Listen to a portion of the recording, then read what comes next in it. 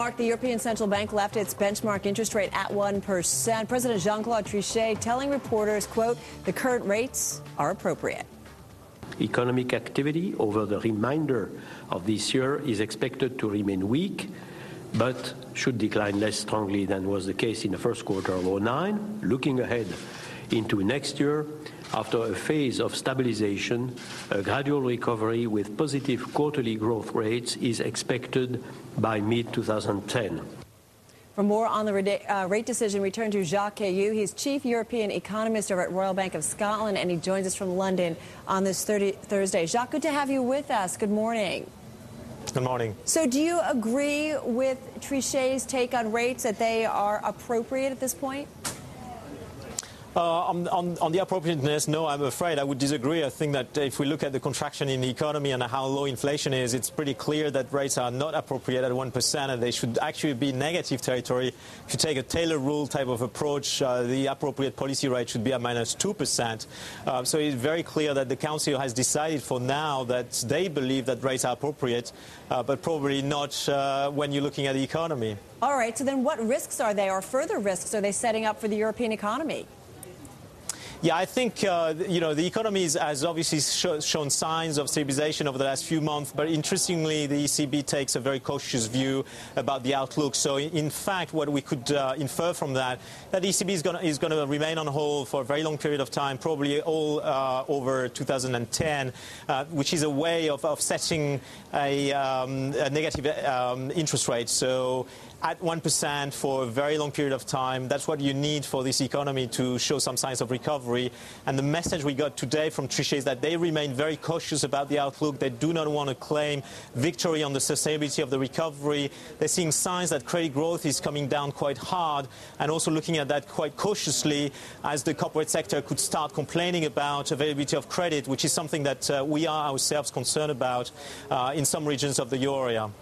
Jacques, it's Mark Crumpton with Cailloux. The ECB measures, the banking industry has shown some stabilization, but that doesn't necessarily bode well for the real economy. What can be done there to prop things up? Yeah, that's the key question. I mean, the ECB has obviously been very, very aggressive in pushing liquidity into the banking sector via the latest super long repo operations that they did a week ago. The key question is whether that liquidity ends up in the economy. If we're looking at a credit multiplier, which is a good gauge of the effectiveness of those operations, it doesn't seem to be working. Now, we'll need to wait for another few months to see whether the latest measures are working. Our view is that it's going to be very difficult. One way of responding is obviously to engage in more quantitative easing type of measures, in particular a purchase program targeting the corporate sector, in our view, is probably going to be needed before the end of the year. But the ECB will be cautious on that front and be willing to wait probably for another few months before it decides to go down that route. Well, Jacques, will that caution also include perhaps another rate cut in the future? Yes, I think, from a risk perspective, it's probably true that over the next 6 months, it's more likely that they would cut rather than hike, which obviously was not what the market had in mind only a few weeks ago, when markets had gone as far as expecting rate hikes from the ECB starting in the first quarter next year. That has now gone. I think the ECB here wants to take stock of its policy decisions over the past few months and want to see whether the economy is showing signs of recovery. If that was not the case, if risks of deflation were on the increase, then we cannot rule out another cut from here. Jacques, though, is the ECB, though, making a mistake by being kind of in a wait-and-see mode here? As we all know, the global economy kind of in a fragile state. So are they maybe making a mistake here and possibly being too slow to react?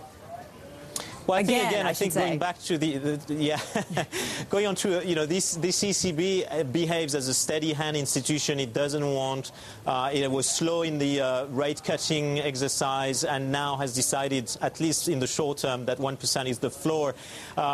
Whether it's making a mistake here or not, we've got signs of improvement on the economy side. This is thus immediately used as an excuse for the ECB that things are stabilizing, that there are anticipations of stabilization are materializing, and so that's the way they've behaved, and we have to respect that.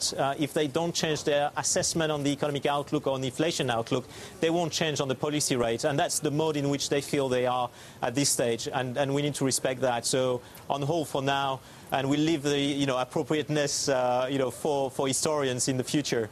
All right, Jacques, thank you so much. Jacques Cailloux. And I do